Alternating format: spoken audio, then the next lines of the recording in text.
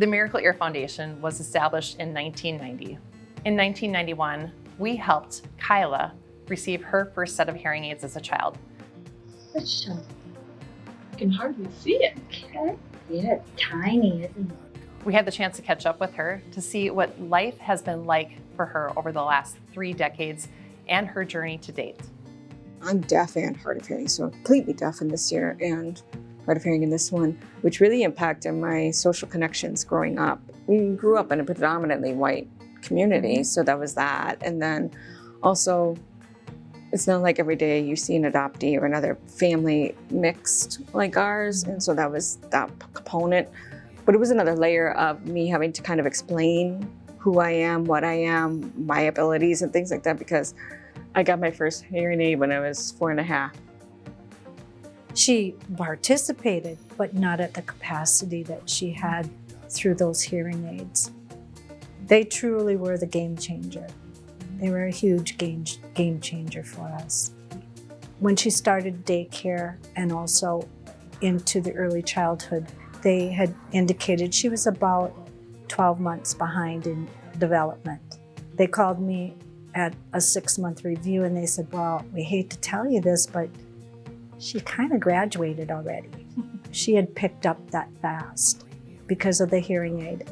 Imagining not having it, now that I do have it, I think about all the things that I'm gifted to have. Like music is very important to me. Now I don't hear it the same way as hearing people, but she knows that like certain songs and certain sounds really impact me. So I do think that quality of life wouldn't have been where it is now. Right.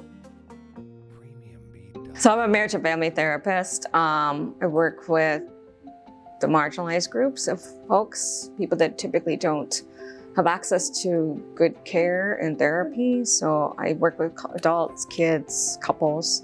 I specifically like to work with people with disabilities too. Because I think there's something empowering to see a therapist that also lives that experience and working through the emotional part, but also working through the advocacy. It feels really good to be able to be that in the community. So I was working in the schools and it was a student that recently got fitted for hearing aids. And the previous therapist had diagnosed him with ADHD and defiant behaviors and just flying off the walls and all these things. And I was like, when I had come in and I met this young student and I said, he doesn't have ADHD, he's adjusting to hearing aids, it's sound. And I remember us sitting down and talking. I said, you know, I have a hearing aid, and he didn't believe me. So I showed him, I took it out, we were talking about it, and he got real quiet. And I said, what's on your mind? And he goes, I didn't know there was people like you. He needed that trust because I was the only one at the time sort of advocating, and mom was told she couldn't keep coming to school to check on him. So we saw a huge change in him and his demeanor as we kept doing sessions and really working on feeling confident in his body, in his new world. And it's okay to have an adjustment period, that you're not a bad kid because you can't hear. Full circle. Yeah, something like that. I'm hoping that this will be helpful to others to know it's okay to have a hearing aid. It's okay to have that gift of hearing. You deserve it.